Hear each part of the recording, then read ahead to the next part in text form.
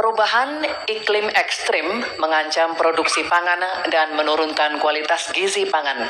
Hal ini sangat berpengaruh terhadap kualitas sumber daya manusia serta kecerdasan, imunitas, dan produktivitas. Pertanyaannya, bagaimana strategi paslon untuk menghadapi dampak perubahan iklim terhadap produksi dan kualitas gizi pangan? Waktu menjawab 2 menit, Pak Muhaimin, dimulai saat berbicara. Silakan. Saudara-saudara sekalian, tanpa krisis iklim pun persawahan pertanian kita tidak memiliki air dan irigasi yang memadai. Bahkan dia lebih fatal lagi dalam mengadakan pengadaan pangan nasional. Petani tidak dilibatkan dan bahkan hanya melibatkan korporasi. Ini yang harus kita rubah. Kita ingin melihat bahwa potensi petani dan seluruh produk-produknya masih sangat luar biasa. Mulai dari pengadaan lahan yang memadai. Dalam arti lahan-lahan yang ada melalui reformasi agraria. Reforma agraria menjadi prinsipnya. Yang kedua, petani kita harus kita beri pupuk yang cukup dengan harga yang terjangkau. Bahkan banyak petani punya duit sebetulnya, tapi pupuknya tidak ada. Bagaimana mungkin? Yang kedua, potensi pupuk organik juga menjadi salah satu bagian penting agar produksi pertanian kita semakin berkualitas. Di sisi yang lain, kita ingin program perlindungan gagal tanam gara-gara iklim juga kita berikan supaya petani kita aman, merasa aman dan yakin dengan produksinya. Pengembangan irigasi dan subsidi pupuk tidak bisa dielakkan. Tidak boleh kita melakukan pembiaran petani kita sehingga kita kekurangan pangan, petani kita tidak diberi kesempatan untuk mengisi kekurangan pangan itu. Kualitas pangan kita bergantung juga kemampuan kita memfasilitasi agar petani kita lebih produktif lagi. Dengan cara ini, desa-desa kita libatkan untuk menjadi bagian dari satu kesatuan pengadaan pangan yang berkualitas, sekaligus kita hentikan untuk ketergantungan dari pangan di luar produksi kita sendiri. Baik, terima kasih.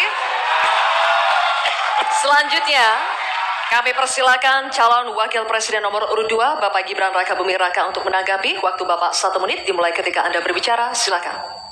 Baik, terima kasih. Enak banget ya Gus ya, jawabnya sambil baca catatan tadi. Kuncinya di sini adalah ekstensifikasi dan intensifikasi lahan. Kemarin, tahun lalu kita sudah bangun pabrik pupuk di Fak-Fak.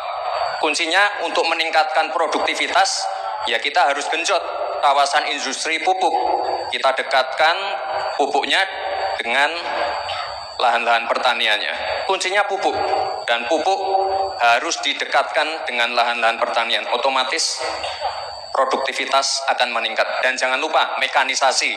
Kita ingin meningkatkan produktivitas para petani pakai RMU, pakai combine harvester, dan juga kita melibatkan generasi muda melalui smart farming, pakai IoT untuk melihat pH tanah, keasaman tanah, kesuburan tanah, dan juga penggunaan drone untuk penyemprotan pestisida. Terima kasih. Baik, terima kasih. Terima kasih. Baik, kita lanjutkan, Bapak-Bapak. Oke. Selanjutnya, kita lanjutkan ya, Bapak Ibu. Cukup ya, kita lanjutkan dulu. Selanjutnya giliran calon wakil presiden nomor urut 3, Bapak Mahfud MD, untuk menanggapi juga. Waktunya 1 menit, Bapak, dimulai ketika Anda berbicara. Silakan. Ya, kan masalahnya itu salah satu yang sering kita dengar, lahan berkurang, petani berkurang. Orang desa tidak mau lagi menjadi petani karena justru rugi. Terkadang kalau mau ingin mendapat pupuk bersubsidi dipersulit bukan main, dan harus beli ke Tengkulak. Nah di sini problemnya sebenarnya bagaimana penegakan aturan-aturan itu. Kami di Jawa Tengah itu pernah punya program di mana Pak Ganjar waktu jadi gubernur waktu itu membuat 29 badan usaha milik petani yang itu efektif untuk membantu petani saling menolong menggarap tanahnya sehingga dia kerasan di desa. Yang saya tanyakan, kebijakan hukum apa yang akan dilakukan untuk mengatasi masalah ini? Terima kasih. Baik, terima kasih Pak Mahfud MD. Kita teruskan lagi ya. Kita lanjutkan dulu ya. Kita teruskan lagi debatnya. Cukup. Selanjutnya kita kembali ke calon wakil presiden nomor urut 1 Bapak Muhaimin Iskandar. Kami persilakan untuk merespons tanggapan dari calon wakil presiden nomor urut 2 dan 3 yang telah dikemukakan. Waktu Bapak 1 menit dimulai ketika Anda berbicara. Silakan. Terima kasih Pak Gibran. Yang Anda sampaikan hanya mengulang apa yang saya sampaikan. Saya ingin memperdalam lagi bahwa petani kita ini potensinya besar sekali. Jumlah petani kita masih sangat besar. Potensi tanah kita subur masih banyak lagi. Di sisi yang lain, kita juga memiliki apa yang disebut kebutuhan pangan kita, juga pasar yang luar biasa. Nah, dalam konteks ini, antara suplai kita punya potensi, antara permintaan kita juga punya sangat kuat.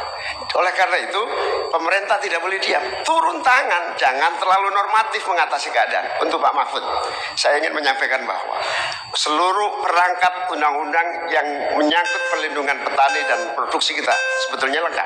Tinggal implementasi saja dari seluruh proses hukum yang kita miliki. Kemauan politik, kesungguhan, tidak mengabaikan petani yang berbeda. Terima kasih Bapak Muhaimin, waktunya habis.